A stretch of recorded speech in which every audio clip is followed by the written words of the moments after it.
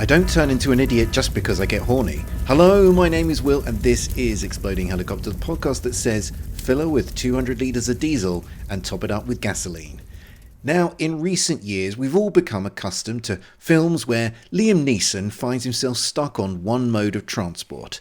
In Non-Stop, the big Irishman spent the entire film on board a plane. In The Commuter, he was stuck on a train. In The Ice Road, it was in the cab of a haulage truck. And, most recently, trapped in the driver's seat of a car in Retribution. It seems there's only one form of transport that old Qui-Gon Jinn has yet to exploit, the helicopter. Fortunately, we don't need to wait for the Schindler's List star to appear in that film because somebody has already made it. That's right, because on this show we're reviewing a film where the hero spends the entire film in the cockpit of a helicopter. It's 1982's Deadly Encounter. Joining me to discuss the film is a man you'll always find sat down on the job. It's my good friend Nick Rehak. How you doing, buddy? I'm doing well, Will. How are you? I'm very well myself, so I hope you're comfortably seated for this I am, episode. actually. The discomfort will all be mental once we start reviewing the film, I'm sure. But absolutely.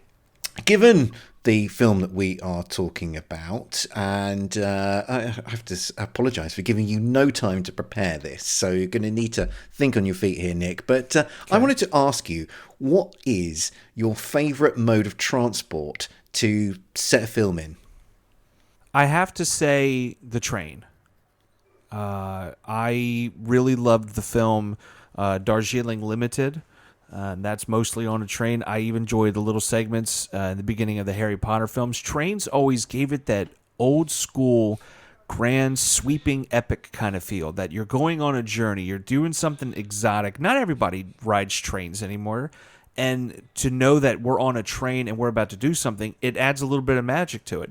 Even when you have something a little more intense like Our American Friend or Taking a Pelham 123, there's a tension there, but it builds within, and it's kind of neat how the director, if talented enough, will play with that setting and change the scenery and see how things reflect. And to be able to get a camera working in a train like that, any type of situation like that, it has to be very well choreographed. So there's a lot of technical aspect around it too that I really appreciate. Yeah, and there is something about trains which I just must seem to have more narrative possibilities than other modes of transport, because I reckon if you added them all up, there's probably more films set on train than any other mode of transport. I mean, maybe it's just because you can have, certainly in older films, you could have like first, second and third class. So it kind of gives you some interesting ways to delineate the characters within the film. You can have the sleeper compartments, you can have the restaurant car, and then obviously you can exploit other areas of. You've got the kind of the luggage compartment or the goods storage caboose. one, the caboose. You can get up on the roof of the train, clamber around the outside. I mean, there's a lot of possibilities with trains, and I wonder if that's. Yeah. Do you think it is the most frequently exploited mode of transport by filmmakers? Oh, absolutely. Because if you are if you're in a plane, the film has to be intensely engaging, very funny, or a few cutaways. Because most films that are entirely on a plane, there's nothing intriguing or exciting about it, in my mind. Versus a train, you're on there and you start to have these questions. Why not just jump off? Why not try to escape? What's pushing you from car to car? What's causing you to stay? And in other types of films, independents, if they want to mix up the scenery, they can just kind of stop the train. They can walk around and explore the area. And then all of a sudden there's action because they got to run back and catch the train. Like you talked about, you can get up on the roof and you can have these beautiful night scenes where they're like talking about life and drinking because you can't drink on the train or something, and the stars are out. You can have those beautiful moments. And in a plane, it's like, you can kind of see that it's dark out through the window. Like there's nothing too exciting about that. No, there's nothing romantic about a plane film, Yeah. Well, what a pity it is that we're not talking about a film that's set exclusively on a train then. We're talking about one that's set exclusively in helicopters. But, we'll just, it's too late to change now, I'm afraid, Nick. But with that said, I think it's time to get stuck into Deadly Encounter. So, in the absence of a trailer, let's listen to a quick clip from the film. Yeah, hang in there, lady. Got a new prop for you. A few days, I'll have you back up on top where you belong. Exactly which lady you talking to? Chris, is that you? Who the hell else would track me down to a little village in Mexico? Who the hell else would care? You know something, Sam? You're still on my mind. Well, I'm happy to say you're not on mine. Not anymore. What a shame. Does that mean I wasted my trip? How'd you find me?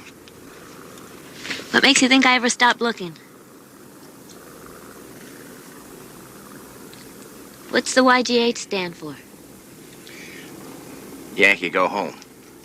It's a tribute to all the beautiful and friendly countries my partner and I have done business with in the last few years. Sam, aren't you going to ask why I'm here? No. And what are you going to do? I'm going to take you back. Oh, damn.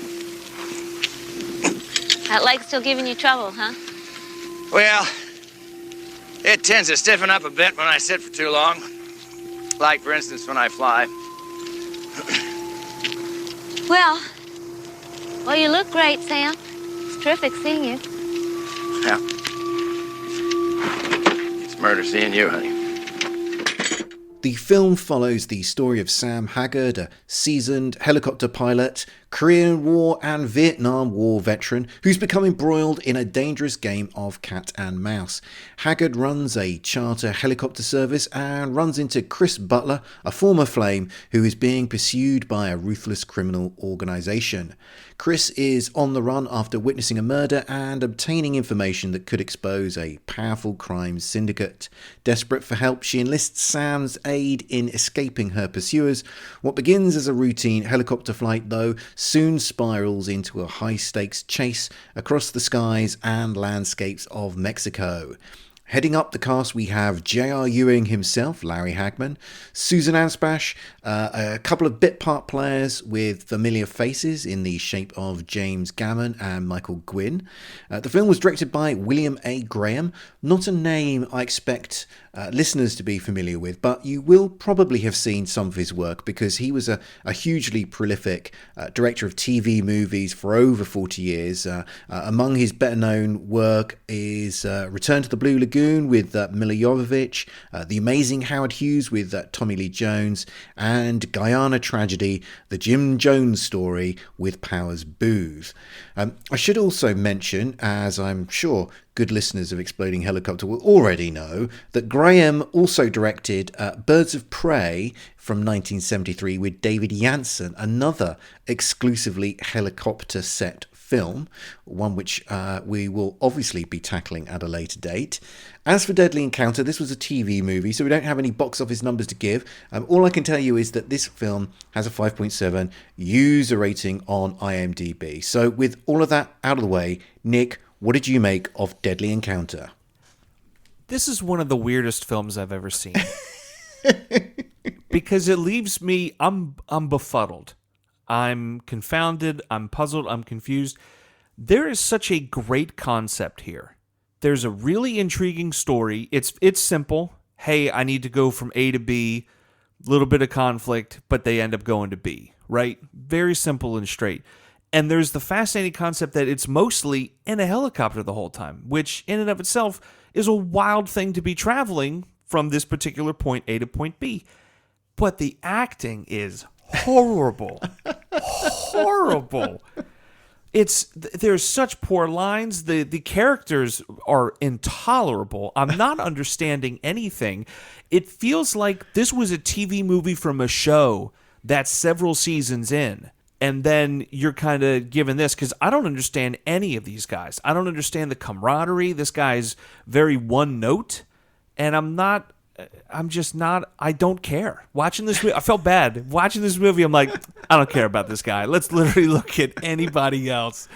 But this guy just bummed me out. It's like every take was just the first one. He didn't want to do a second, so they said okay and moved on. Okay, well I'm going to ask you to keep your powder dry on the acting front for a moment, but let's just explore the concept a little bit. You said you liked that. What about it was it that appealed to you?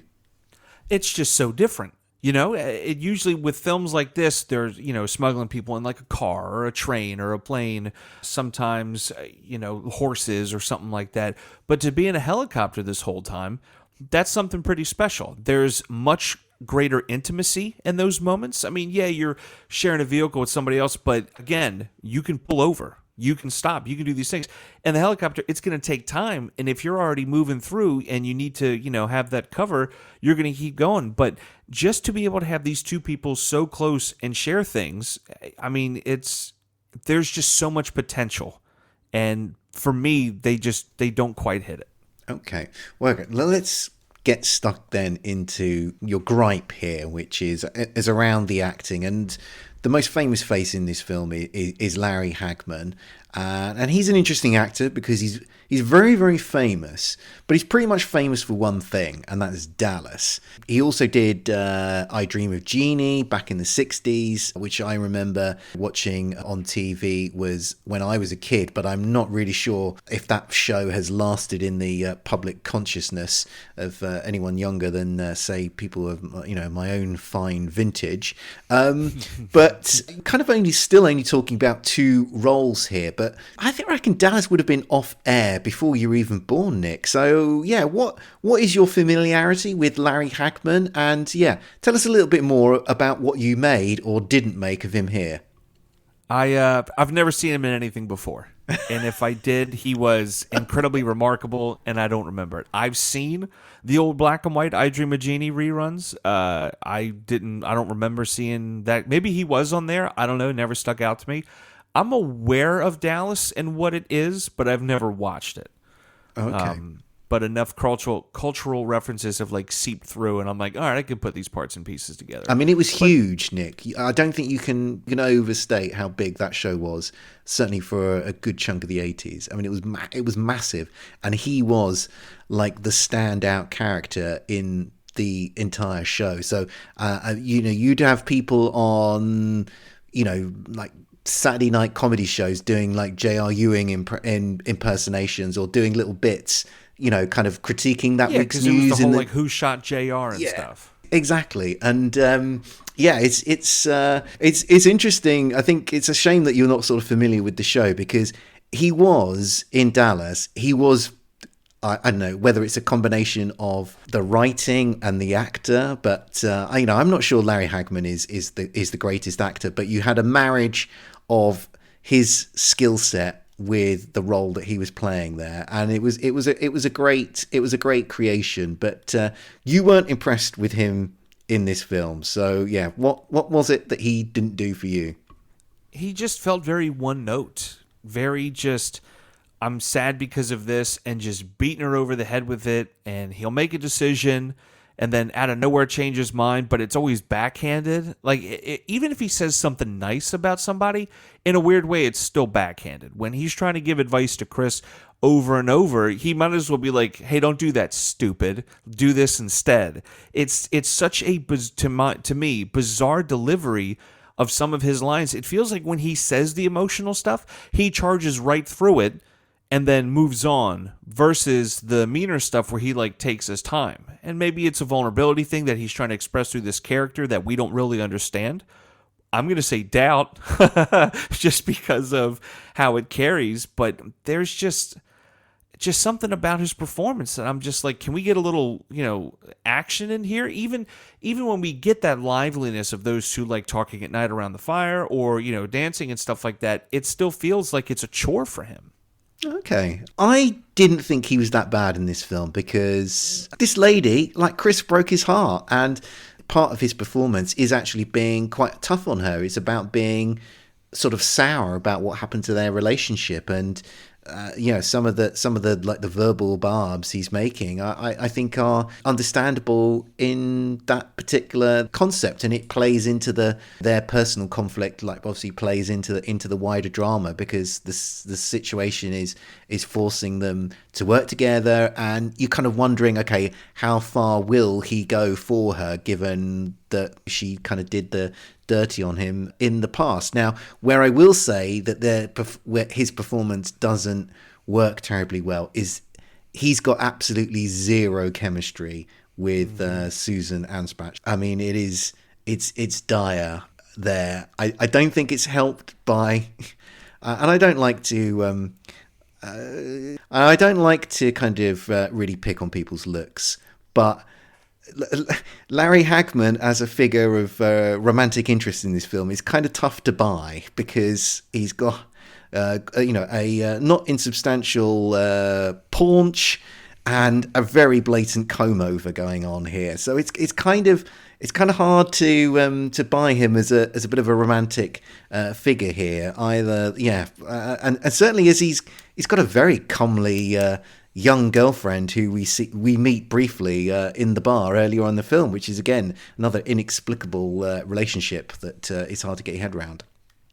Yeah, I didn't understand that. I'm watching the scene, and then he, puts his hand like kind of around her head in this weird loving way, I guess. And when that happened, I'm like, hold on a second, what the hell is this? I had to rewind to put the context back into the scene, because I'm thinking he's just hitting on somebody, and that's how he does it. And it was just a little much. I do see your point, but I think for me it's his presentation of those emotions that just feels surface level. Like it doesn't feel to me like it comes from a place of hurt. It's more, I mean, it's a bit glib, I guess isn't it does to an extent, but it just doesn't hit. Yeah, I agree. It's a bit glib. It's a bit surface, and I think that sort of style and delivery he did that quite a lot in Dallas. That was what his performance was. Obviously, he was in a much more of a position of power in there. So, what he was saying tended to be more of the verbal digs, more verbal barbs, and they're a bit more of the sort of put down variety. And he could put a bit more animus into it. And I think they worked a lot better. When here he's just sort of feeling sorry for himself, and it doesn't quite sell it, I don't think, in a way which really makes you feel like it's coming from coming from his heart or anything. But there was an interesting aspect to this film that I'd be interested to get your opinion on, because I was very struck by the number of very obliging people in this film that Larry Hagman and encounters. Because early on in the film, there's the gas station owner who starts firing off his shotgun at the guys who are chasing Hagman. There's the lorry driver who allows him to land his chopper on the back of the trailer. And then there are Hagman's mates who pitch in to help him at the end of the film, who are again risking their lives, getting embroiled in this. I mean, they've got no idea what on earth is going on in terms of what Hagman's got himself involved in. And I'm just interested, Nick, is this your experience of the world? How far would you have gone to help Larry Hagman in this film? Yeah, it's almost too many people, and it makes me wonder, is it? And at least in the back of my mind, I thought maybe it's a situation where the town that he's been hanging out at, they know he's a war hero, potentially from Vietnam, so maybe there's like a grand respect, or they're just staying out of his way because he's a crazy person with a helicopter. He's kicking cans into buckets for children. He's pulling someone on skis, and it just blows my mind. They're racing down the street in helicopters, and everybody's just jumping on the sidewalk and moving their vehicles out of the way. He must be one of those, I think I'm a great guy, Robin Hood, war hero kind of thing, but maybe he's just miserable, and they're just trying to shoo him away. Like, maybe he's just a pest.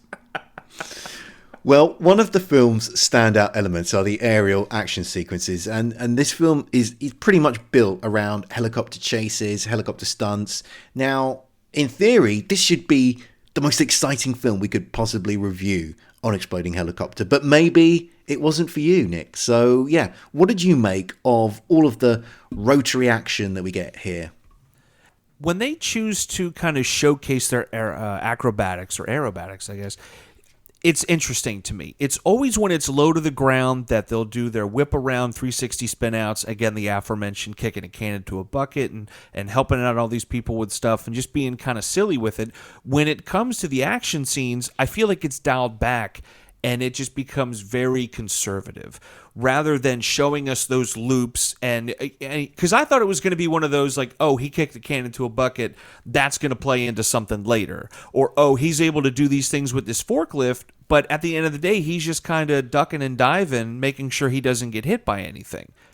And it felt like there was, again, so much potential to do some cool things, but they just didn't follow through with it. And a lot of the film feels like a instructional video because the first minute of the film is literally shots of him adjusting some kind of throttle, tapping gauges, flipping switches, rotors, back to him, back to the gauges, back to the throttle for a minute. And I'm like, if we're going this in depth, we're going to see some really cool stuff. And we do see some death-defying type stuff, people hanging from the copter in perilous situations. But I want to see I want to see a barrel roll. I want to see some like really weird immediate 45-degree like hang a hard left kind of thing. I want to see something a little more exciting because you're already doing it everywhere else in the film except for where it matters. Oh dear, Nick. I mean, I'm afraid I'm going to have to take you to task because I thought the aerial action in this film is the reason to watch it. I mean, really? Yeah, definitely. I think there's really cool stuff in here. I enjoyed seeing the villains use their helicopter to destroy that hospital. I can't think of an equivalent scene where somebody's just like demolished part of a building by just ramming their sort of helicopter repeatedly into it. I really liked the helicopter chase sequence again, which is near the beginning of the film, where they're zooming down like that busy main street in the town. There's absolutely no reason for them to be flying that low to the ground, like weaving in and out of the cars they're flying so low. But hey, it looked exciting. I didn't mind it. I liked the sequences where they're like flying through that sort of sewer system, bit like the LA River, and there's one scene where they fly under this bridge. I mean, there's no clearance there at all. That's no trick of the camera. I mean, there was like barely room to get that helicopter in there. So I really loved a lot of the aerial stunts in here. And you described in your little rant there, you described one of my favourite bits of the entire movie, which is that sequence at the beginning of the film where Larry Hagman's kind of adjusting the collective control on the helicopter, and we see the like mechanical parts of the rotor blades flexing like a pianist cracking his knuckles just before he's about to sit down and play a concerto. I loved that. I mean, I've never seen that. I've watched a lot of films with helicopters, Nick. I've never seen like a close-up of that before. I thought it was great. Don't get me wrong. I thought it was fantastic too because that's something we never see. But for a minute of it, a whole minute of it. You could give me 90 minutes of that, Nick. But it felt a little bit overkill. And again, the moments you've named out, those are very cool. And maybe because I've seen a lot of helicopter films now, that I've seen some of this stuff. So for its time in the 80s, I'm sure it was kind of groundbreaking and of its time. But later on, they've done some, I don't want to say cooler, but just a little more exciting things. But again, in the beginning, they're given all that attention and all the fun little tricks he does, and he never really pulls that out again. He just kind of, I don't know. They put everything up front for you to kind of suck you in, and then you realize, okay, I'm here for a little bit longer. Maybe he'll do it again, and then he doesn't. Now, there were a few other little choice details in this film that I really appreciated. And I don't know if you noticed, as part of the conclusion of this film, there's those planes get called up and brought into play. And one of the guys bails out of that biplane that is helping out Hagman. And after he pulls the parachute as he's floating down, I don't know if you saw him, pull the ring on a beer and quaff down a cool one as he was floating down to Earth. No, he didn't. Oh yeah, You must have been drifting off by this point, because I'll send you a link with the queued up detail. But it's a beautiful moment as he's just drifting down to earth, pulls out a beer from inside his overalls, and chugs it down. Because in the moment he parachutes one direction, and then the camera kind of shifts to another. But that also explains why he is drinking a beer when he gets to the bottom. I thought maybe he just like had one in a pocket or something. Like I don't know why that didn't jump out at me. No, I don't know. I mean, I don't drive, Nick, so I know nothing about the combustion engine. But the other detail that I found very fascinating in this film is that scene where Hagman goes to fill up his helicopter, and he instructs the gas station owner to give him 200 litres of diesel and to top it up with gasoline. Now, as I say, I'm a complete ignoramus when it comes to aviation motors, whether they are on cars or aircraft. But I don't know. My instinctive reaction is I have no confidence that mixing those oils together is going to work in any known combustion engine. Well, when he says that to that character and goes back to Chris, they start wrapping these smoke grenades right on the legs of the helicopter, and then it cuts to him in a phone booth talking to somebody. As soon as he said, and throw a little gasoline on top, I thought about what he said and tried to rectify in my head how and why that would work. And then realized he was in a phone booth and completely missed the fact that they put those smoke things on the feet of the helicopter. I was so baffled by that statement because you're not adding anything to that. Diesel has a very different chemical compound than what gasoline is, and you're going to damage the engine. Like, what?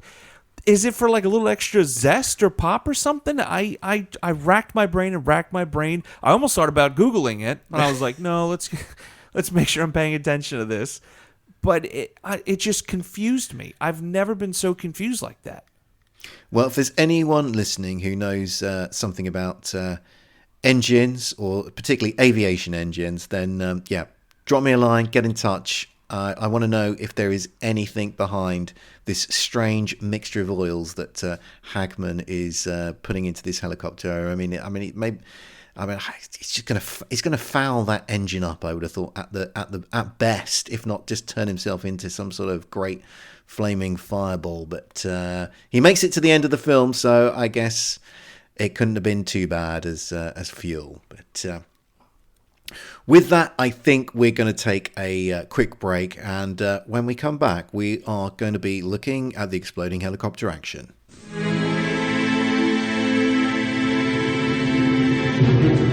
She's a model wife. He's the unfaithful husband. Why don't you do something about it? And he's the resentful brother. If that's the way you feel, we can end it all now.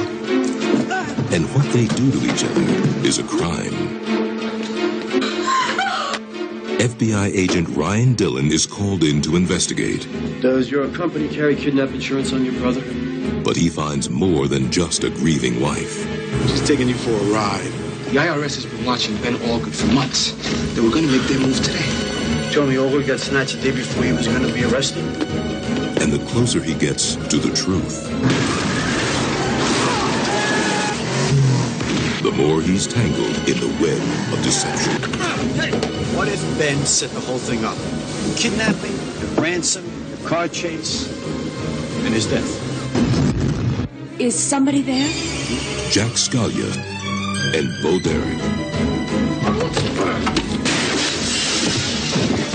Don't believe everything you see. Shattered Image, only from Vidmark Entertainment. We're back, and now we're looking at the exploding helicopter action. We've got two chopper fireballs to examine in the film. The first comes about halfway through, when our heroes need to make an airborne getaway.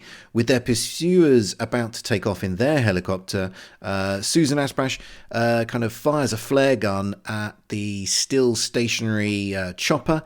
The flare seems to land inside the helicopter, which suddenly erupts into a brief fireball. The second helicopter explosion occurs as part of the film's climax. Hagman has called in a bunch of aviation buddies to help him out. There's a big aerial cat and mouse sequence between Hagman, the aircraft flown by his friends, and the villains. And during this sequence, the baddie's chopper crashes into a cliff and explodes. So, Nick, what did you make of the exploding helicopter action? The first one I saw caught me off guard because when it happened, I thought to myself, that's not the only one in this movie. Will wouldn't do that to me.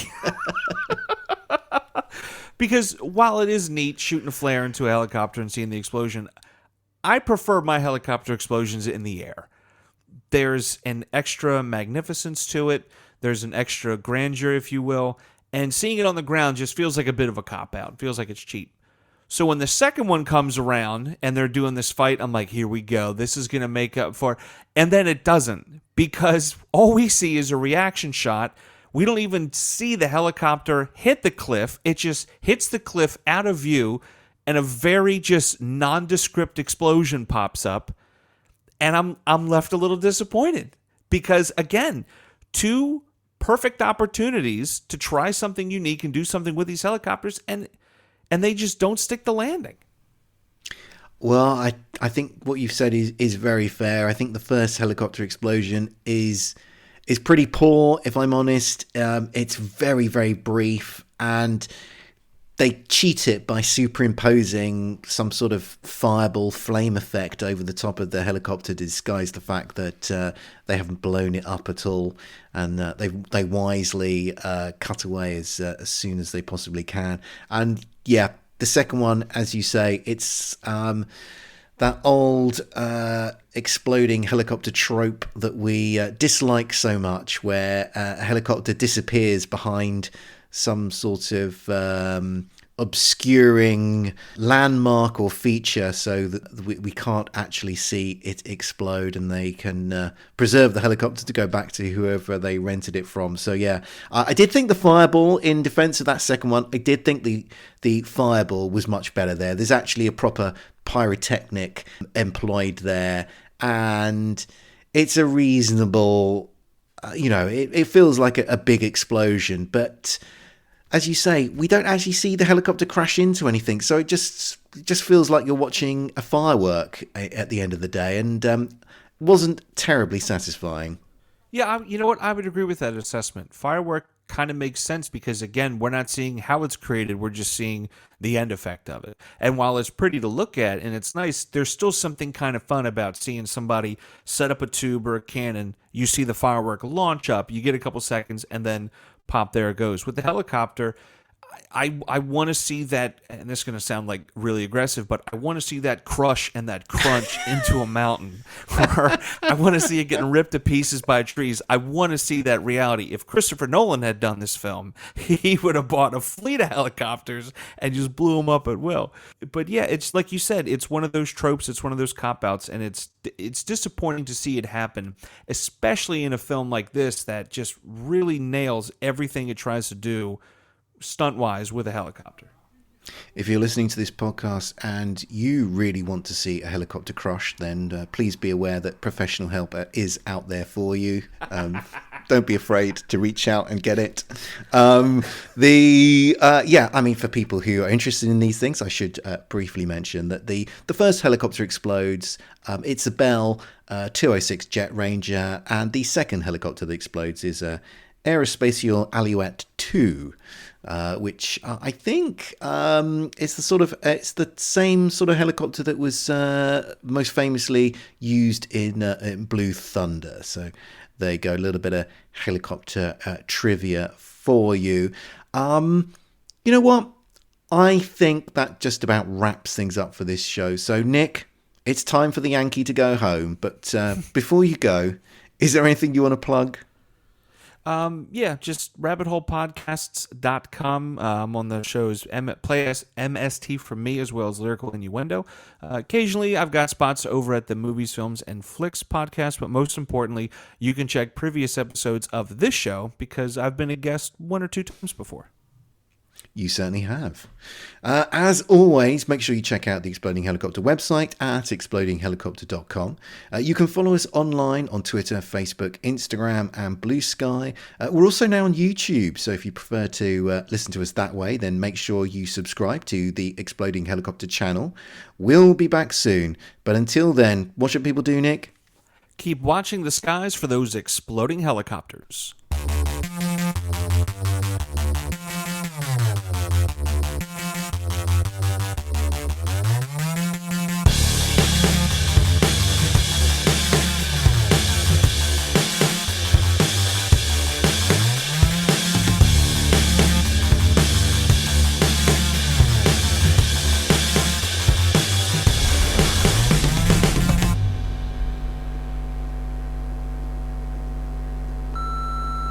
This podcast is a proud member of the Lamb Podcasting Network. Find the network at largeassmovieblogs.com.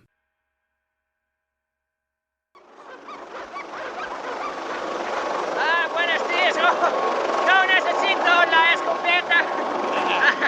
Say, I'm sorry about the dust. You got any? ¿Tienes gasolina? Yes, I got gasolina. How about diesel? Diesel?